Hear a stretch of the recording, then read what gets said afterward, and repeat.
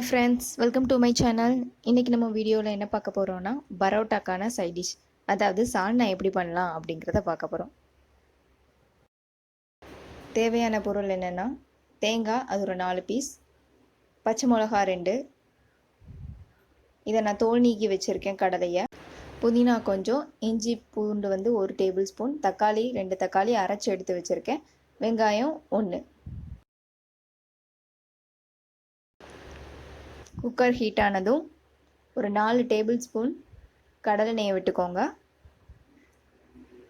நம்ம பட்டை கிராம்பு அந்த மாதிரி இதில் எதுவுமே சேர்க்க வேண்டாம். நான் போட்ட இன்க்ரீடியன்ஸை அப்படியே நீங்கள் போட்டிங்கனாலே போதும். சூப்பரான சால்னாவாக நிச்சயமாக இருக்கும். அது கடையில் வாங்குகிற டேஸ்ட்டு கண்டிப்பாக இருக்கும். ஸோ நிச்சயமாக இதை ட்ரை பண்ணுங்கள்.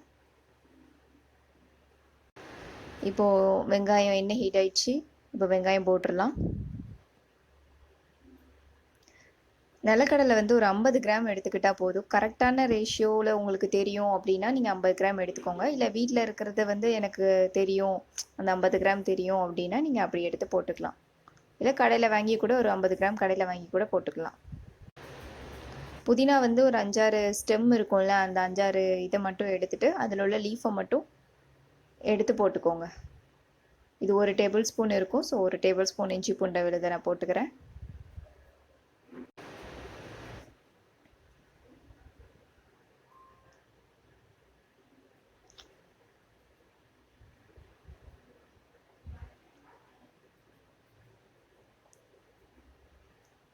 இஞ்சி பூண்டு ஸ்மெல் போனதும் பச்சை மிளகா ஆட் பண்ணிக்கலாம். இதை வந்து நீங்கள் 2ஆக கீறணும்னு அவசியம் இல்லை. ஒரு பச்சை மிளகாவை நான் 2ஆக கீறியிருக்கேன். அதையும் நீங்கள் 2ஆக டிவைட் பண்ணணும்னு அவசியம் இல்லை. குக்கரில் வைக்கிறதுனால ஈஸியாகவே அது வந்து வெந்துடும். எடுத்து வச்சுருக்க புதினாவை ஆட் பண்ணிக்கலாம்.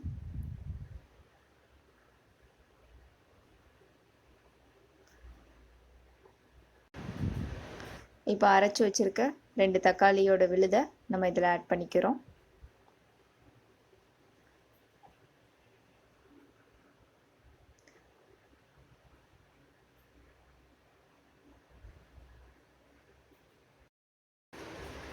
தக்காளியோட பச்சை ஸ்மெல் போன பிறகு 2 டேபிள் ஸ்பூன் மல்லித்தூளை ஆட் பண்ணிக்கலாம்.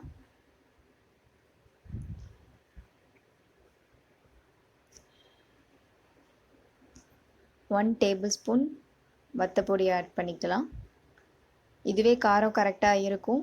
ஏன்னா நம்ம வந்து இஞ்சி பூண்டு விழுது போடுறோம், அப்புறம் பச்சை மிளகா போடுதோம், அதனால் இதுவே வந்து உங்களுக்கு காரம் கரெக்டாக இருக்கும். ஸோ 1 டேபிள் ஸ்பூன் போதும். கரம் மசாலா ஒரு 1/2 டீஸ்பூன் போட்டுக்கோங்க.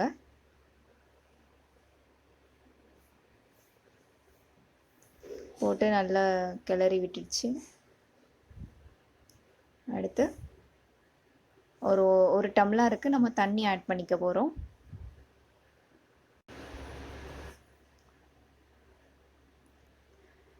இப்போது நிலக்கடலை வந்து நம்ம வறுத்த நிலக்கடலையை தான் நம்ம அரைச்சி எடுக்க போகிறோம்.